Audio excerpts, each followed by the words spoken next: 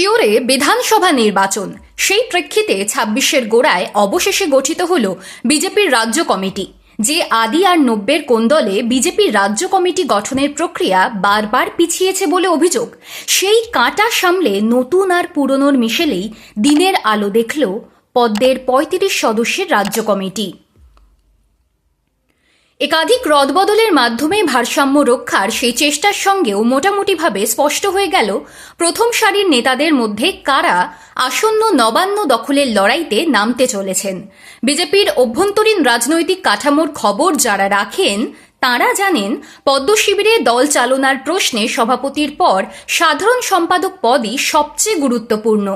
তাই সাধারণ সম্পাদকের পদে কারা বসছেন সেই কৌতূহল ছিল, আর সেই মানদণ্ডেই মনে করা হচ্ছে এমন ৩ নেতাকে সাধারণ সম্পাদক পদ থেকে অব্যাহতি দিয়ে সহসভাপতি করা হলো, যাদের ভোটে লড়া নিশ্চিত। সাধারণ সম্পাদক পদে যাঁরা থেকে গেলেন বা নতুন এলেন, তাঁদের মধ্যে কারোরই আসন্ন নির্বাচনে লড়ার সম্ভাবনা প্রায় নেই। সুকান্ত মজুমদারের কমিটিতে যে ৫ জন সাধারণ সম্পাদক ছিলেন, তাদের মধ্যে ২ জন হুগলির প্রাক্তন সাংসদ লকেট চট্টোপাধ্যায় ও পুরুলিয়ার সাংসদ জ্যোতির্ময় সিং মাহাতো শ্রমিকের কমিটিতেও ওই পদেই থেকে গেলেন। বাকি ৩ জন জগন্নাথ চট্টোপাধ্যায়, অগ্নিমিত্রা পাল এবং দীপক বর্মনকে সাধারণ সম্পাদক পদ থেকে সরিয়ে সহসভাপতি করা হলো। অগ্নিমিত্রা আসানসোল দক্ষিণ এবং দীপক ফালাকাটার বিধায়ক। তাঁরা ২ জন এবারও নির্বাচনে লড়বেন বলে বিজেপি সূত্রে খবর। জগন্নাথ গত নির্বাচনে সিউড়ি বিধানসভার বিজেপি প্রার্থী ছিলেন, এবারও তিনি সিউড়ি থেকে লড়বেন বলে বিজেপি সূত্রে জানা যাচ্ছে। সুনীল বনসল পশ্চিমবঙ্গ বিজেপির পর্যবেক্ষক হিসেবে দায়িত্ব পাওয়ার পরই স্পষ্ট করে দিয়েছিলেন যে ভোটে লড়া এবং সাংগঠনিক দায়িত্বে থাকা একসঙ্গে হবে না। বিজেপির নতুন রাজ্য কমিটির তালিকায় চোখ রাখলে বনসলের সেই নীতিরই প্রতিফলন লক্ষ্য করা যাচ্ছে। লকেট ও জ্যোতির্ময় ছাড়া নতুন কমিটিতে সাধারণ সম্পাদক হয়েছেন উত্তরবঙ্গের বাপি গোস্বামী, রাঢ়বঙ্গের সৌমিত্র খাঁ এবং কলকাতার শশী অগ্নিহোত্রী। জ্যোতির্ময় এবং সৌমিত্র সাংসদ, তাই বিধানসভা ভোটে তাঁদের লড়ানো যাবে না। লকেট নিজেই নির্বাচনে লড়ার বদলে সাংগঠনিক কাজে মনোনিবেশ করার ইচ্ছে প্রকাশ করেছিলেন। সাংগঠনিক দক্ষতার নিরিখে বেছে নেওয়া বাপি এবং শশীকেও ভোটে দাঁড় করানো হবে না বলেই অনুমান।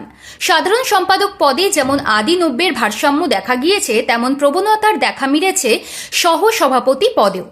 প্রবীণ রাজনীতিক তথা প্রাক্তন তৃণমূল নেতা ও বিধায়ক তাপস রায় বিজেপিতে সামিল হয়েছিলেন ২০২৪ সালের লোকসভা নির্বাচনের আগে। কলকাতার রাজনীতিতে অভিজ্ঞ ও স্বচ্ছ ভাবমূর্তির এই মুখকে সহসভাপতি করা হয়েছে।